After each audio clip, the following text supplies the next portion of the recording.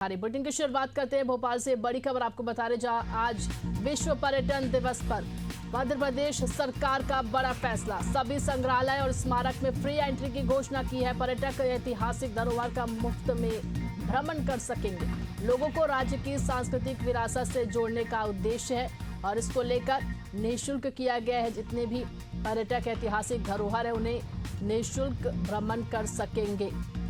लोगों को राज्य की सांस्कृतिक विरासत से जोड़ने का उद्देश्य मध्य प्रदेश सरकार का ये बड़ा फैसला। सभी संग्रहालय और स्मारक में फ्री एंट्री की घोषणा की गई है।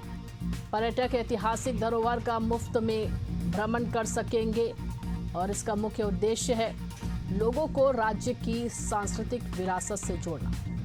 आज विश्व पर्यटन दिवस और इस खास मौके पर मध्य प्रदेश सरकार का ये बड़ा फैसला।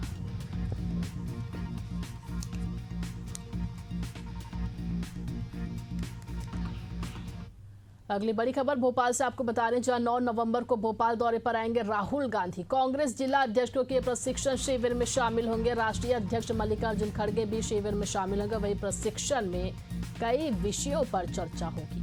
आपको बता दें कि लगातार कांग्रेस जिला अध्यक्षों को लेकर चर्चा कर रही है। राष्ट्रीय अध्यक्ष मल्लिकार्जुन खड़गे भी इस शिविर में शामिल होंगे। 9 नवंबर को भोपाल दौरे पर आएंगे राहुल गांधी।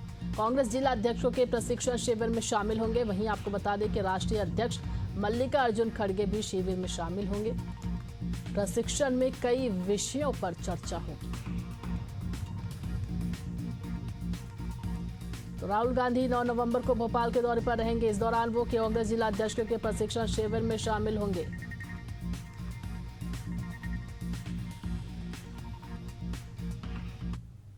मंदसौर से अगली बड़ी खबर, फसलें खराब होने पर किसानों में नाराजगी देखी गई। सुवासरा विधायक हरदीप सिंह डग को किसानों ने घेरा है। किसानों ने मुआवजा और बीमा राशि की मांग की है। मंदसौर कलेक्टर की पोस्ट से भी नाराज दिखे हैं किसान।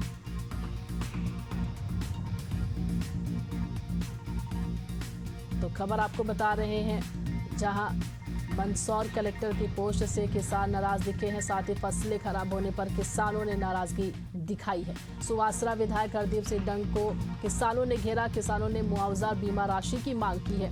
वहीं मंदसौर कलेक्टर की पोस्ट से भी किसान नाराज दिखे।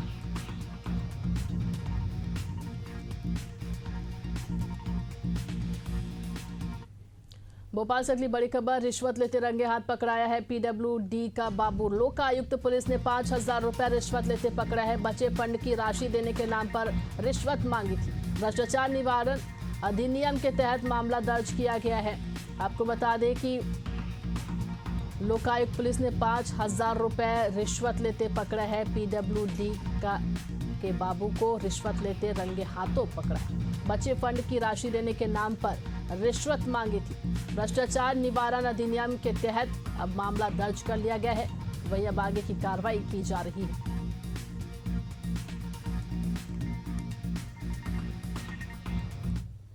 प्रयागराज से अगली बड़ी खबर, दिन दहाड़े पति पत्नी को दबंगों ने पीटा। सामान का पैसा मांगने पर दुकान में तोड़फोड़ की है।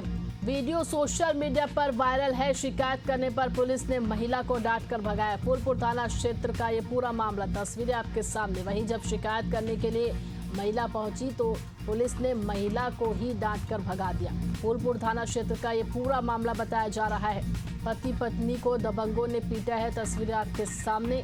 साथ ही सामान का पैसा मांगने पर दुकान में तोड़फोड़ भी की है। ये तस्वीरें में आप देख सकते हैं, तोड़फोड़ करते हुए दबंग वहां पर नजर आ रहे हैं। ग्वालियर से अगली बड़ी खबर, कट्टे की नोक पर व्यापारी को लूटने की कोशिश की गई। व्यापारी ने हिम्मत दिखाई तो बदमाश भाग निकला है। सीसीटीवी कैमरे में पूरी घटना कैद हुई है। अज्ञात बदमाश के खिलाफ केस दर्ज हुआ है। इंदरगंज थाना क्षेत्र का ये पूरा मामला बताया जा रहा है। तस्वीरें आपके सामने, सीसीटीवी कैमरे में पूरी घटना कैद हुई है। अज्ञात बदमाश के खिलाफ अब FIR दर्ज कर ली गई है। इंदरगंज थाना क्षेत्र का ये पूरा मामला, ये देखिए तस्वीरें आपके सामने। कट्टे की नोक पर व्यापारी को लूटने की कोशिश की गई। वहीं व्यापारी ने हिम्मत दिखाई तो बदमाश वहां से भाग निकला है। पूरे मामले को लेकर अब जांच पड़ताल की जा रही है।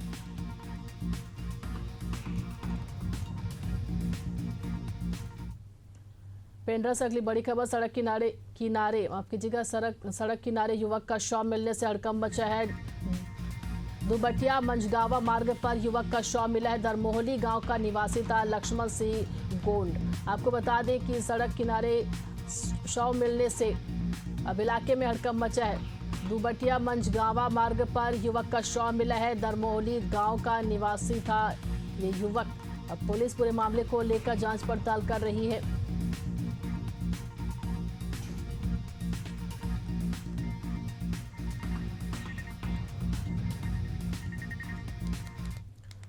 नवरात्रि का आज 5वां दिन है और आज मां दुर्गा के स्कंद माता स्वरूप की पूजा की जा रही है। लखनऊ के प्रसिद्ध चंद्रिका देवी मंदिर में सुबह से ही भक्तों को भारी भीड़ उमड़ी है। मान्यता है कि स्कंद माता की आराधना से जीवन की सभी बाधाएं दूर होती है और मनोकामनाएं पूर्ण होती है। बता दें आपको कि मां दुर्गा के 9 दिन 9 स्वरूपों की पूजा की जाती है। वहीं आज स्कंद माता के रूप में मां दुर्गा की पूजा अर्चना की जा रही है। सुबह से ही मंदिरों में भक्तों की भीड़ नजर आ रही है और साथ ही आपको बता दें कि ये भी मान्यता है कि स्कंद माता की आराधना से जीवन की सभी बाधाएं दूर होती है, मनोकामनाएं पूर्ण होती है।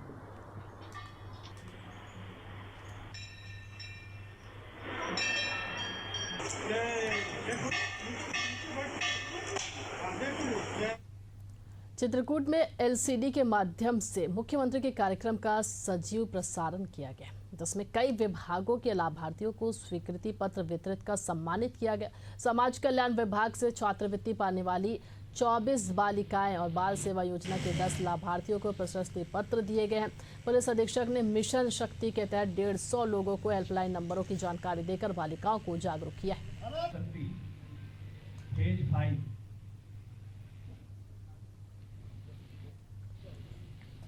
छात्राओं को छात्रवृत्ति वितरण किया। उसी क्रम में इस जनपद में भी विभिन्न स्कूलों की छात्राओं को छात्रवृत्ति का वितरण का कार्यक्रम जिलाधिकारी की अध्यक्षता में हुआ है। साथ ही साथ चूंकि मिशन शक्ति फेज 5 चल रहा है, आज नवरात्रि का 5वां दिन, उसी क्रम में आज यहाँ जो बच्चियाँ आई थी उनको मिशन शक्ति के बारे में जागरूक कराया गया और बताया गया कि मिशन शक्ति केंद्र जब थाने के परिसर में खुल रहे थे, सिर्फ सुरक्षा से ही जुड़ा विषय नहीं है, बल्कि महिलाओं के कल्याण से जुड़े जितने भी विभाग हैं और जो भी सरकार की योजनाएं हैं उन सब से बारे में उनको जानकारी दी गई, उसके पम्फलेट बांटे गए और 9 दुर्गों के बीच में जो 9 हेल्पलाइन के नंबर हम सबको बता रहे हैं, उन सभी 9 हेल्पलाइन का पम्फलेट भी दिया गया और उनकी जानकारी भी उन्हें दी गई। ग्वालियर में गरबा डांडिया महोत्सव को लेकर बजरंग दल सक्रिय हो गया और गैर हिंदुओं के प्रवेश पर रोक की मांग को लेकर आयोजकों को 4 सूत्री पत्र भी सौंप रहे। संगठन की टुकड़ियां शहर भर में आयोजनों को निगरानी कर रही है और सुरक्षा के नाम पर सतर्कता बढ़ती जा रही है। जीवाजी क्लब में होने वाले 3 दिवसीय कार्यक्रम में आयोजकों ने बजरंग दल को आश्वस्त किया है कि जिहादी मानसिकता वालों को प्रवेश नहीं मिलेगा। बजरंग दल का पूर्व नियोजित कार्यक्रम है।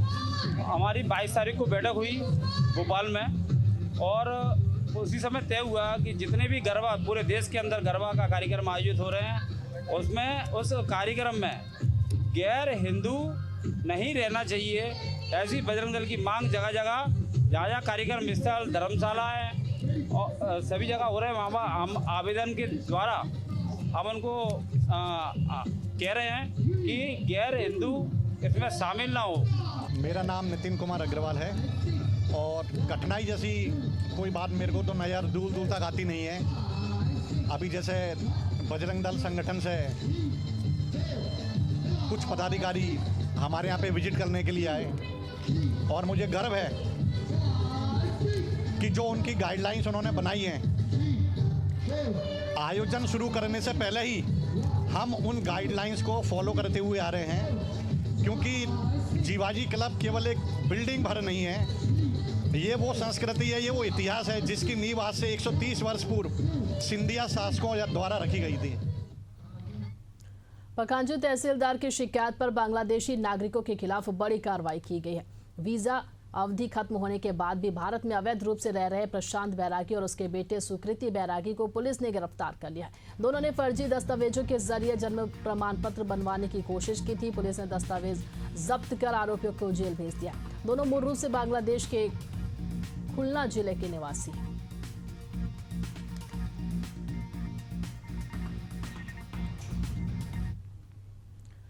ललितपुर में शुक्रवार रात महिला पुलिस और बदमाशों के बीच मुठभेड़ हो गई, जिसमें बदमाशों ने पुलिस पर फायरिंग कर दी। जवाबी कार्रवाई में एक बदमाश के पैर में गोली लगी, जबकि दूसरे को महिला थाना अध्यक्ष पारुल सिंह ने घेराबंदी कर दबोच लिया। पकड़े गए दोनों आरोपियों पर 25-25 हजार का इनाम घोषित था। पुलिस ने बदमाशों से तमंचा, कारतूस और बाइक बरामद की।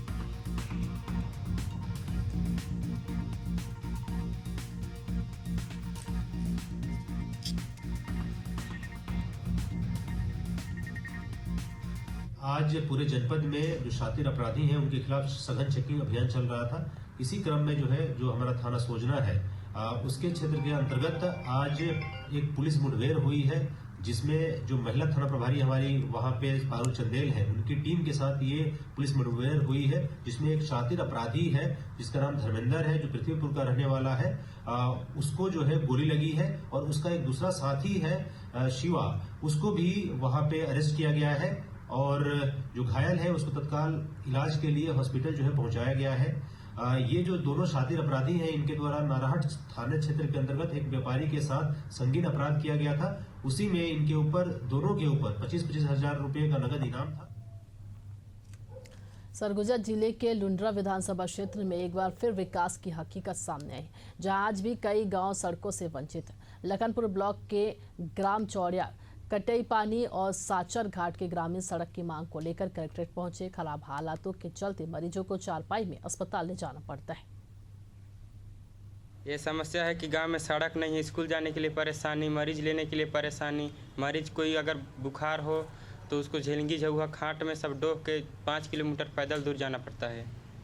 उतना तक आदमी मर जाएगा तो क्या मतलब है। इसीलिए हम लोग सड़क का निर्माण लेके आए थे कि सड़क बने, हम लोग का गाँव में कुछ सुविधा एम्बुलेंस जाने का। नहीं, स्वाभाविक है। जो विधानसभा क्षेत्र मेरा लुंड्रा है वो जंगल पहाड़ों से घिरा हुआ है और ऐसे दूरस्थ अंचल हैं जहाँ लोग रहते हैं। वहाँ दिक्कतें तो है, सड़कों की दिक्कत है, पुल पुलियाओं की दिक्कत है, बाकी और समस्याएं, बहुत सारी समस्याएं भी है। लेकिन अब प्रयास है कि उस तरह से जैसे क्षेत्र का भौगोलिक स्थिति है उसमें उनकी बसाहटों तक सड़कों का पहुंचना या आवागमन होना या अन्य सुविधाएं जो भी हम दे सकते हैं शासन की योजनाओं के अंतर्गत और व्यक्तिगत रूप से भी प्रयास करके उनका वहां तक उनके निस्तार की व्यवस्था के लिए प्रयास कर रहे हैं। छत्तीसगढ़ में दिव्यांगों के नाम पर अब तक का सबसे बड़ा घोटाला सामने आया। आईएएस अफसरों ने फर्जी एनजीओ बनाकर कोई छोटी मोटी रकम नहीं बल्कि 1000 करोड़ रुपए का गबन किया और इस मामले पर अब हाईकोर्ट ने सीबीआई जांच के आदेश दे दिए। आईएएस आलोक शुक्ला, विवेक डांड, एमके राउत, सुनील कुजूर, बीएल अग्रवाल और पीपी सोती सहित कई बड़े अधिकारियों के नाम इसमें सामने आए। मामला उजागर होते ही पूरे प्रदेश में हड़कंप मच गया। क्या है पूरा मामला, आइए जानते हैं।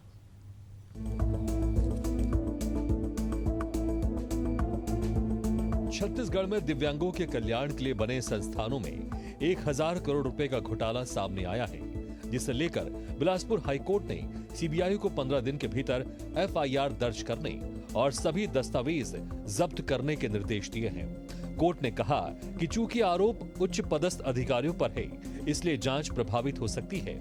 केवल सीबीआई ही निष्पक्ष जांच कर सकती है। दरअसल समाज कल्याण विभाग के अधीन राज्य स्रोत निःशक्त संस्थान में फर्जी एनजीओ बनाकर सरकारी योजनाओं की राशि का दुरुपयोग किया गया।